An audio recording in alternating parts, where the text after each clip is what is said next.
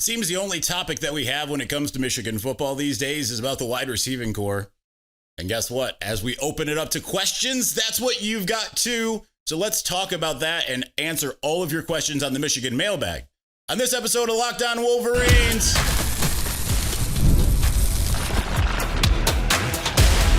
You are Locked On Wolverines, your daily podcast on the Michigan Wolverines. Part of the Locked On Podcast Network, your team every day. Happy Tuesday. We are back and doing it. Locked On Wolverines podcast, part of the Locked On Podcast Network, where it's your team every day. I'm your man on the ground, Isaiah Hole, publisher of Wolverines Wire through USA Today Sports Media Group. Thank you to all of our everydayers. Appreciate all of you who listen and watch the show every single day. And thank you for making us your first listen. It's the Michigan Mailbag, so 3 segments. We got a very light leaders and best. They're not being leaders, nor are they being best. So we've moved up some of the people in the Victors Valiant who will be segment 2. And then the Blue Crew. We should be able to get to everything in one show, believe it or not. We'll see how that works out.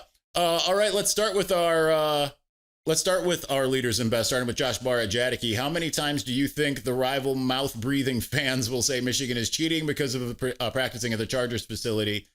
I've already seen it quite a bit, actually. So, because they don't seem to understand what a show cause is, which they should be pretty well familiar, right? Like, Jim Tressel and all.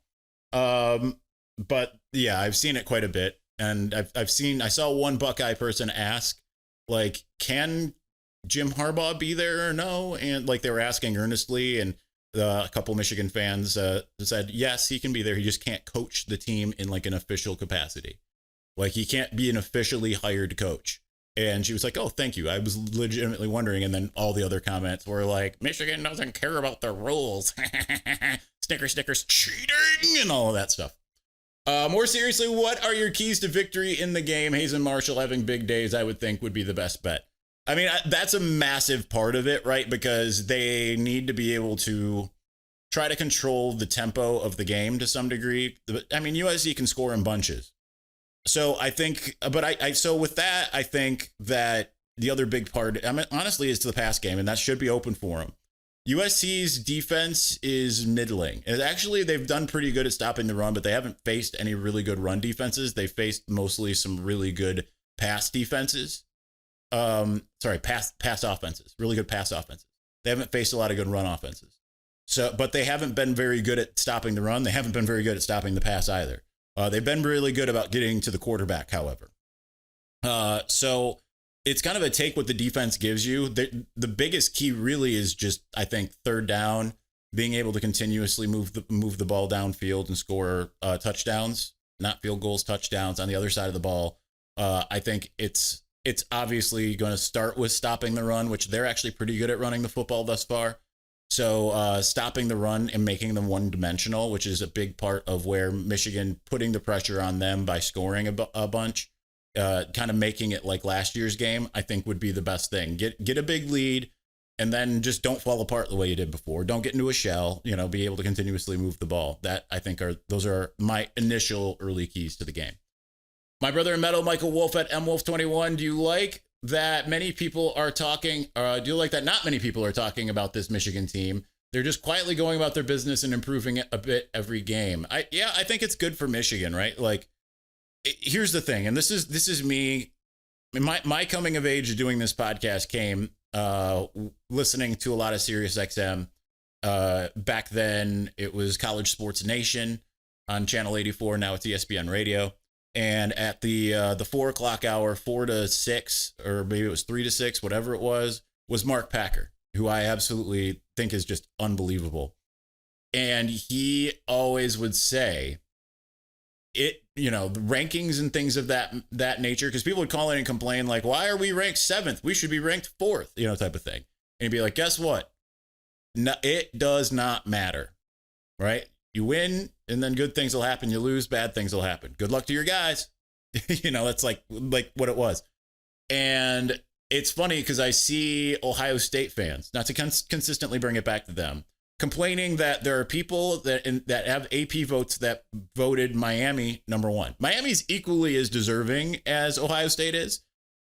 Honestly, at this point, I think they both thus far look like number 1 teams. I think you could put Oregon in there, but they're their big win just kind of got negated a little bit.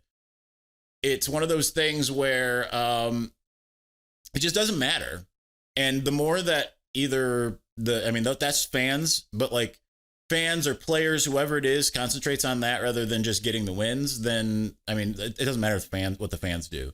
But it's just, I think Michigan does its best when it's got the shoulder chip. And remember, that happened with the first Big Ten championship. Andrew Vistardis afterwards being like 1%. They gave us 1% chance. They love that. Michigan thrives off of it. So, yeah, I think it's probably a good thing. All right, we're pulling up a couple people, promoting them from the minors to the majors. That's not how this actually goes, but still. Perry Mitchell at Perry Mitchell 08, your take on something Zach Shaw said on his podcast yesterday. Does Michigan prioritize wide receiver blocking too much to the detriment of their passing offense? He uses Fred Moore's breakout versus Bama and Marsh's breakout this weekend as examples of guys that should have started earlier. It might be the case. The problem is like that's like it's conjecture, right? Like we don't really know how much time they spend on one thing or the other. So I think that's certainly possible. It might even be plausible. But yeah, I think like it feels like pulling teeth with Michigan's receivers. And it's funny because it's like these guys played receiver in high school. They caught the ball in high school. But then you see them in games, and this predates this year or even last year. Like I've been thinking this for a while. It's like for Michigan receivers, it feels like it's pulling teeth to get them to do the most basic parts of the job. Now, the blocking thing is vital considering the way that Michigan runs its offense.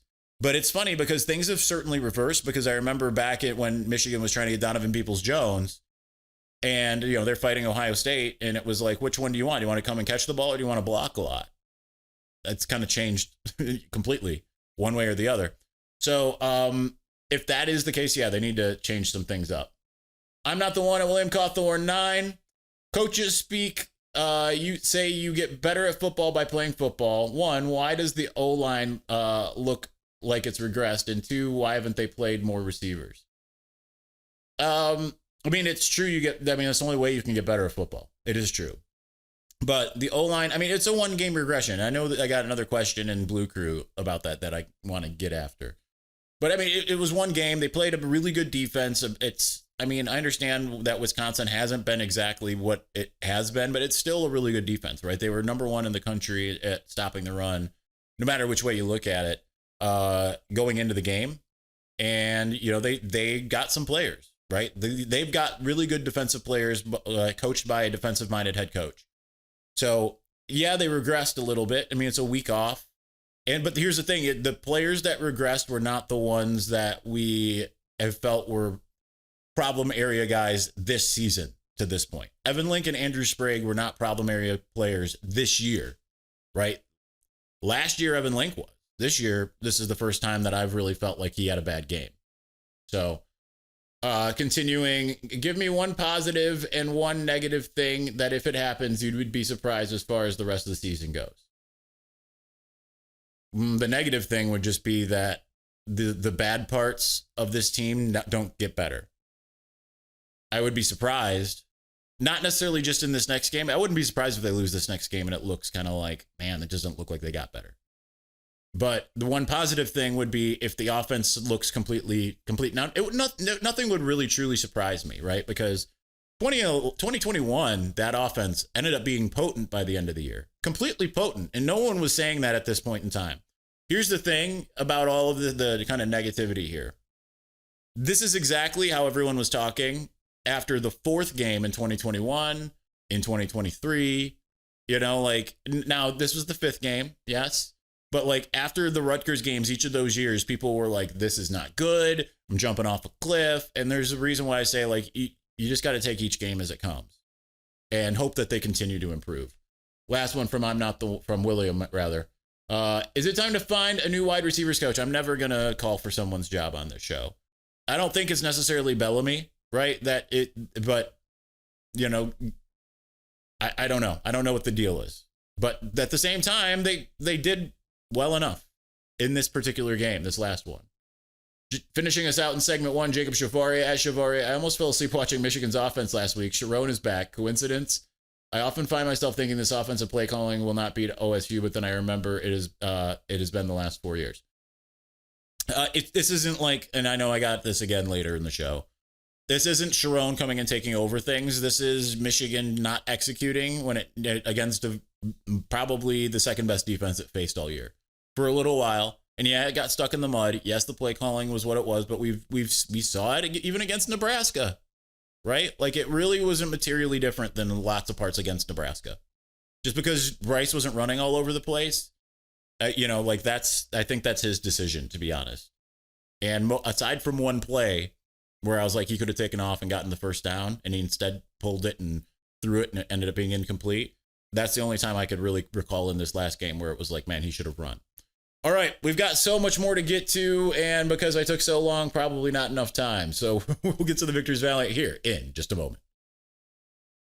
But before we do, this episode is brought to you by Prize Picks. Every day we make decisions, but on Prize Picks, being right can actually get you paid. Don't miss the excitement of this football season with Prize Picks, where it's good to be right. Playing Prize Picks is such a fun, simple way to add more excitement to football. You just pick more or less on player projections, like Josh Allen's passing yards or Saquon Barkley rushing for a touchdown, and you are in the game. I love how quick it is. You can make your lineup in under a minute. My favorite part is Prize Picks just added stats. So if you want to ride with a player, you can select their pass yards, rush yards, and touchdown all in one lineup. It's incredible. It's also fun to follow other players in the app and copy their lineups with one click. And with the new injury reboot feature, if your player leaves early and doesn't return, it will not count against you. So download the PrizePicks app today. Use the code LOCKEDONCollege to get $50 in lineups after you play your first $5 lineup. That's LOCKEDONCollege for $50 in lineups after your first $5 lineup. PrizePicks, it's good to be right.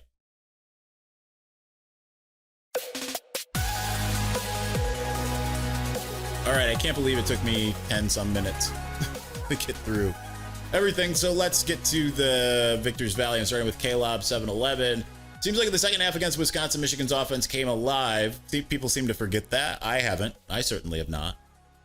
Can we expect that the rest of the year? Or do you see us continuing to be inconsistent? The first half was just so vanilla. God bless. I mean, that's what Michigan's been outside of 2023 and like parts of 22, but 22 also had it. And I mean, 2023 had its moments, right? Like Michigan wasn't like clowning people until week 5 at Nebraska in 2023. Like, yeah, it was pretty good in the first 2 games. Third game was not. But I mean, like, they weren't really clowning people until that game against Nebraska, and then they just started clowning everybody. 2022 featured a lot of games where things were tight in the first half. I think Rutgers had a halftime lead in 2022 before Michigan absolutely annihilated them. Like, that's been what Michigan's been for the longest time. I understand it was like frustrating and dumb to watch. It was. But it's not really different than what we've seen Michigan be in the glory years of just a couple years ago. So there's that. So I would expect some inconsistency as they grow, right? Like, this has been a team that's ascended throughout the year, each of the last 4 years, last year included. So yeah, it's just going to take some time. And you hope that they can find a way to make it work against USC this week. LK Baird at Luke Baird 2016. The more I look at the USC game, I think it might be a shootout. Seeing how we played against Oklahoma defensively, I don't know how we keep them under 30 points with Maeva and the passing attack. What are you thinking at this point in the week? Looking into the stats, Michigan's basically they've kept teams that run the football, their running attacks way under what they normally would get on the ground, way under. But when it comes to their passing attacks, they basically let teams do exactly what they do. No one's exceeded their averages, but it's been like right below their averages. So they average something like 300 yards passing a game. So I think like you can expect that. I don't know that it will necessarily be a shootout. I think you got to remember that like the point of this defense is to bend and not break. And even though like it got so good at times, even last year, that they weren't even bending, right? Like it was just like 3 and out, 3 and out, 3 and out. But like the whole point when Michigan switched to this with Mike McDonald in 2021 was you're going to maybe get some yards between the 20s, but you're not really going to get into the end zone. So they need to figure out how to be able to do that against this team, this USC team. I do feel like it probably has a shootout feel, but then I've picked every game. I've picked the winner of every game correctly thus far, but I've picked how the game's going to go wrong every single week. So there's that. Adam Kasel asked, it seems like Sharon is learning some things from last year, traveling a day earlier out west, and the lineup changes you mentioned yesterday. What other changes have you noticed or heard about? That's really it at this point. Like, well, it just seems like the changes more so are like inter-year, where it feels like he learns, right? Like the Bright, letting Bryce, like it. I know that it seems like, especially because like I was saying on the show, hey, Chip Lindsey, Biff Poggi, let her loose, because then, Sharon can't go back. I know, because I've had the conversations with people that matter, that was a Sharon decision before Biff Poggi said it in the press conference. So that was like the plan. I just think that they had a bad plan for Oklahoma, but at the same time, you see him adapting and changing, and he's done that as last year. But as far as like overarching changes, I don't know that I've seen any massive ones outside of the ones you just mentioned. Great Bambino X at Colossus O'Clout X. Word on Hansen. Sharon said he's probable this week. Klein is back to full health. I think getting in more 12 personnel would be beneficial to versus USC. Run the ball and work play action off of it. Try to keep their offenses on the sidelines. Plus, our four best pass catchers are McCulley, Marsh, Klein, Hansen. Do you agree? I agree with all of that, and that would be my plan, especially because you used the tight end well in week 1. You used Hansen a little bit in week 3, but otherwise you haven't really used it. And to be able to utilize that, which is we know is a big part of the Michigan offense, it's a big part of the Chip Lindsey offense as well. I think that this would be the time that, like, they haven't really put it on tape. That's a good thing going into this game, I think. As Xavier Ely asked, why is there a narrative about the team being undisciplined when they are one of the least penalized teams in the country? They've been undisciplined, not in that sense. They have been undisciplined with the penalties they have gotten, right? You think to the Nebraska game, the Brandon Hillman thing, but it's more of like undisciplined in terms of fundamentals here and there. Right, like that's been when people talk about them being undisciplined, that's what they mean, and they seem like they're getting better, generally. But there are still some lapses. There were lapses with the offensive tackles this week. The interior was fine, I thought, for the most part. When you start parsing and being like, well, Greg Crippen did give up, and it led to the sack. It's like, okay, he had one bad play. Like that's always going to happen at some point. Generally, it's pretty rare that they don't have one bad play, but otherwise he was pretty good. Edwin Simmons at Simmons_Edwin. Happy Tuesday, my brother in Christ. Happy Tuesday to you as well. Love the car podcast. Awesome job. Thanks. I had to scale back because I wanted to do more. And I'm like, no, we got to be in studio. But has anyone spoken to Fred Moore? Why would he leave? What is your concern about USC? Okay, let's stop and answer some of those. No one that I know of has spoken to Fred Moore. He left because he got passed up on the depth chart. To my knowledge, and he's transferring, right? Like you're making that decision at the current college football. He's not the only one at the only team. Like he's the only one at Michigan, but he's not the only one on the team, on any team that's decided to hang things up with 4 games of play under his belt. So it makes sense that he would do that. But concern about USC is obviously just their offense. It's and the travel, even with the changes, like it's still hard to envision, because all we see is Michigan in the regular season go west and then lose. But we'll see. He continues, national media believes they're going to throw the ball all over us as like we don't have a pass rush. Explain, please. I think they look at the Oklahoma game and they look at Nebraska. I think the game's going to be relatively similar to Nebraska. Let me kind of backtrack with some of what I've said before.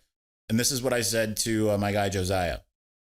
I think this game is going to be like the Nebraska game, with the difference of Michigan's offense won't get as stuck in the mud as it did in times against Nebraska.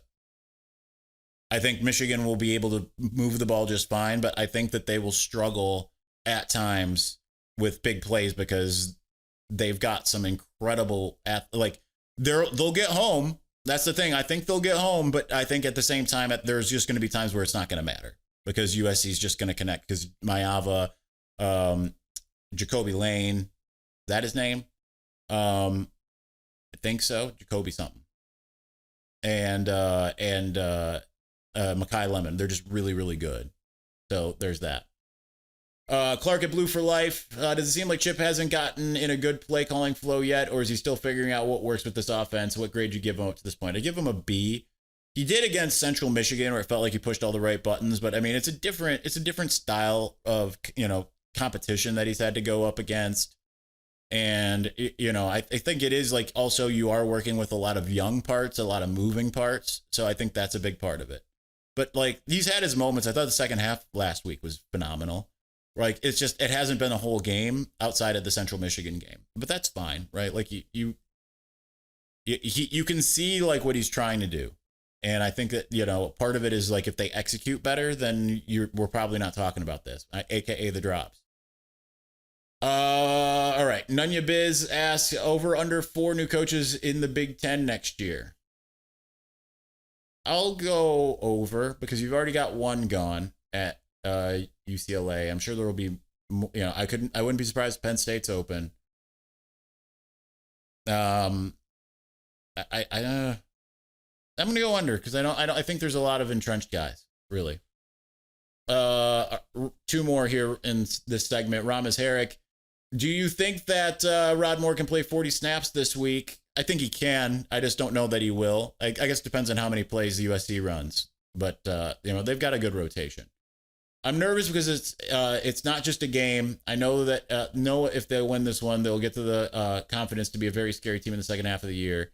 Yes, favored over OSU at home. I mean, they're not going to be favored. Like, I mean, maybe by like fans or like me, but like they're not going to be favored over Ohio State. Like, it's just always going to be revert back to what it is, right? Or like what the perception is. It just is. Listen, this is just a game, number one. They can lose this game and still be scary in the second half. I think it would help with the confidence, but like, it's. I think that, it's fine to be nervous, but at the same time, I don't think that it's a scenario where like this is like an absolute must win because that's the new way that college football works. Because they could win out after this and make the college football playoff. Right. And, people will look at it in the playoff committee and say, well, they lost to Oklahoma. They lost at, going out west to what looks like, might be a good USC team, might not be, who knows. And then they beat everyone else. So it's kind of hard to say. Recon Raider, Hamstand 87. Morning, Isaiah. Hope you're well. Do you think Bellamy walks or gets dismissed this year? I'm about to break my remote with some of the drops. Again, I'm not going to say, I think that that's on the players more than it is the coaches. Also, don't order DoorDash at the Wrigley game. There's better food in walking distance. I think I'm going to dinner that night. We'll still try to work out some kind of meet and greet. All right, we've got not enough time and plenty more to come. We'll get to those here in just a moment. But before we do, let's see, where am I at? I lost my point on the screen. There we are. College football is back, and I couldn't be more excited. The tailgates, the rivalries, the energy in the stands, and there's just nothing like it. But let's be real, actually getting tickets can feel more like a battle than the game itself. Endless queues, hidden fees, prices jumping at checkout. That's why I use Game Time, the app that gives the advantage, back to the fans. Is the easiest way to score last-minute tickets with the best prices with no surprise fees. What you see is what you pay. Well, that makes everything super simple. You can even see this exact seat view right from the app to see exactly what you're going to be looking at. And I love zone deals too. You pick the section, Game Time picks the seats, and you save big. So take the guesswork out of buying college football tickets with Game Time. Download the Game Time app, create an account, and use the code LOCKEDONCollege for $20 off your first purchase. Terms apply. Again, that's promo code LOCKEDONCollege for $20 off. Swipe, tap, ticket, go. Download Game Time today. All right, we're going to continue on momentarily, but before we do, this episode is brought to you by Square, the favorite neighborhood spots run on Square. There's certain businesses that make the neighborhood the neighborhood. These are the places that become an extension of home, whether it's the sports bar dedicated to your team's fan base, the spot with the best wings in your town over game day, or that beloved local chain that has been rooted in your community for years. These businesses are what bring people together. When neighborhood businesses thrive, the whole neighborhood thrives. So here's the thing. I love Blank Slate ice cream. I love ice cream. I love like artisan ice cream. That's what they've got. They're down a couple blocks west of Main Street, right there at Liberty. And every Saturday that you pull up, you see just maize and blue all over the place. People flock to that location there. And you know what? It is incredible. I got to tell you. I mean, it's one of my favorite places in Ann Arbor, and that's no joke whatsoever. So Square is a proud partner of more than 4 million neighborhood businesses around the world. You can go to square.com/go/LockedOnCollege to learn more. But before you do, go support your favorite neighborhood spot. You'll be happy you did. Square, see you in the neighborhood.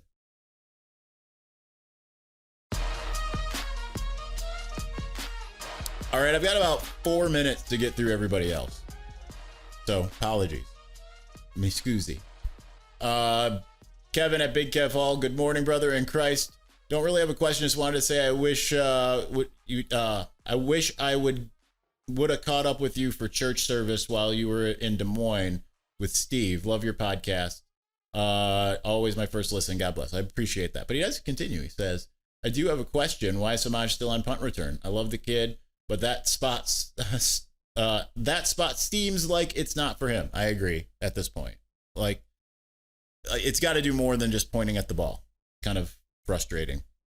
Expo 67 asks why we've been seeing Anthony. We've been seeing. It's hard to read with the glare right now. We've been seeing Anthony Simpson get a few more snaps in the last 3 games. Any chance Simpson breaks into the playing group? I hope so. Like, Jack Tuttle has a lot of really good things to say about Anthony Simpson, so I hope so. Conman 34, what happened with Fred Moore? He's transferring. Keep it that simple. JP, when do you start opening up the pass game? And 54 Sprague needs to be benched. He was horrible against Whiskey. So that's the one I wanted to get to. Number 1, Michigan had 270 yards passing this last week. I could be wrong, but I think that's more than in any game last year. And it's probably more than most games in 2021 to 23. So they opened up the pass game. And Andrew Sprague had 1 bad game, 1 so far in a Michigan uniform.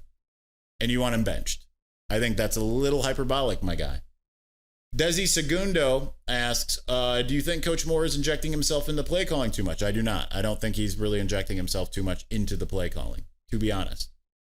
Mungo asks, who's the third running back? I'm going to think it's Bryson Kuzdal right now, but I could see Jasper Parker being in that. But right now, they're really just riding one guy for the most part. Hater asks, is Samaj finally being phased out? If so, who would be wide receiver 3 be if McCulley and Marsh are 1 and 2? I don't think he's being phased out. I don't. I know you want that to be the case. That's not the case. Wolverine Warrior at Wolverine Champ 1. What's going on with our punt receiving team? That's got to be better, like I said earlier. Jammer's always getting beat one-on-one. Morgan never catches the ball. 0 lanes if fielded. We rank 132 in punt return average. Absolutely terrible. We need improvements here. I fully agree with all of everything you just said. Ricardo Montalban. Not the Ricardo Montalban. Anthony Simpson going to get a shot in the slot.